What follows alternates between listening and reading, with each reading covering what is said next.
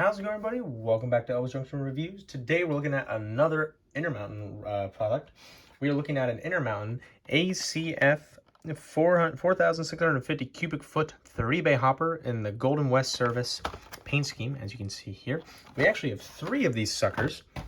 We have 2 that are painted for GVSR, and this third one here is for CRLE.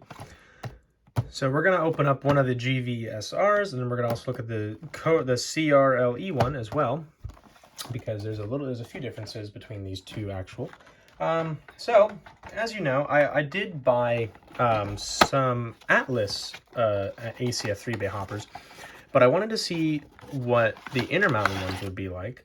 So that's what we're going to find out today. Here it is inside its lovely packaging here. Let's pull it off. Come on, don't make this difficult on yourself. It seems it wants to be difficult. Okay, there we go. These are from kind of a really early run. I don't know when they came out. Here it is. Ooh, it's rather light, and I'm actually a little disappointed in that. But here is this one. Here's our GVSR.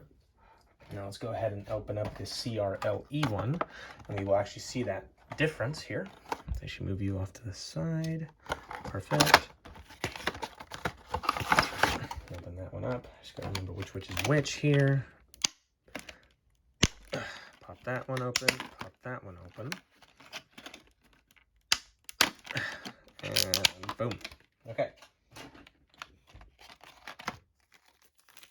Here it is. And it's lovely glory. And there's the reason why I bought one of these. Because they have different tops, and we will go over each of those tops when we are looking at the roofs of the car. All right, so let's get into some history. Okie dokie. So if you really want a more in-depth history, you need I recommend you go check out the review I did on the Atlas ACF 3-bay hoppers. Their link should be up in the top right. But anyway, basically, we're actually going to do more of a history about Golden West Service. In the 1990s, the Southern Pacific and the Denver and Rio Grande, they were losing money, and they needed money to help repair their freight cars, and they just didn't have that money. So they went and they sold cars or at least they made a deal with some of the rail car building manufacturers, and they had them rebuild these and then repaint them into Golden West Service. And they helped finance, and they gave them all these different railroads like CRLE and GVSR and a few others that I'm blanking on.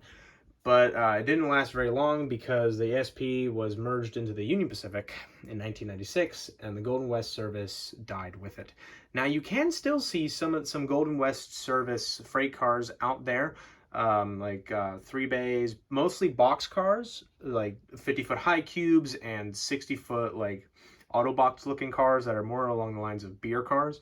There are a few gondolas around, but pretty much all of these, pretty much all the 3 bays are kind of either been sidelined, deadlined, or been scrapped.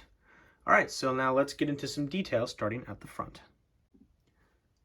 Okie dokie, so this is an Intermountain car, so it should have a good amount of detail, basically almost Athlon ready to roll or Atlas level master line. But anyway, we're starting at what I classify as the front of the car here. Starting at the top, we have a grab iron up here. We have a walkway ladder that extends down to the bottom of the car here. We have our brake wheel chain. You can see some of the air braking housing right here, as well as the air tank reservoir right there. We have 2 more grab irons, one right here, one right here. We have a little step ladder right here, and here is a little walkway to traverse the car. We have a metal coupler right here, and I believe that is an air hose. Yeah, that is the air hose right there. And unfortunately, there's no coupler cut bar, which is a bit of a downside. And you can see some of the structural beams to help the car from squishing on itself. It's pretty much the same on the other side, minus all that air brake and air wheel and the brake wheel reservoir and all that. As you can see here, you still see that structural beams and the metal coupler here and all the grab irons and everything. All right, so now let's move on to the side. Moving on to the side now, as you can see, you can see here the 3-bay aspect of it. We have 3 gravity outlets right here at the bottom of the car. Right here we have our number here, CRLE 524705. I am blanking on what CRLE is. I'm pretty sure it's Co-Rail Leasing. Please correct me if I'm wrong. But anyway, we have our load limit and our load weight right here. We have some more, we have 2-inch HP comp shoes right here for the brakes, I believe. Open one hatch in each compartment before unloading. Okay, so basically when it comes to unloading, you open one of these hatches, I guess to let pressure inside the car equalize. We have some more illegible writing right here, as well as plate C. We move our car down here, we can see the lovely Golden West Service logo of the 90s, which is a very iconic logo of the 90s, which is really cool. We have more detail here. We have some more, basically some more details about the car, as well as some more stuff about the brake shoes. Here is a little step here to climb up on the top of the car here. And let's actually look at those gravity outlets right here. As you can see, there they are. And right here is this is the brake hose, which connects from one side of the car to the other to for the air brakes to work. And it does move a little bit. You can see it's a little bit plasticky. But here are our gravity outlets. This part here slides to the right, except for this one slides to the left, and things fall out via gravity. Alrighty, so now let's look at the roof and the detail and the difference between the CRLE and the GVSR. Okie dokie, so we're looking at the roof of both 3Bays here, and you can see they are very different. This one has more of a hatch kind of situation, whereas these are more along the lines of, well, actually I should say, these are more along the lines of doors.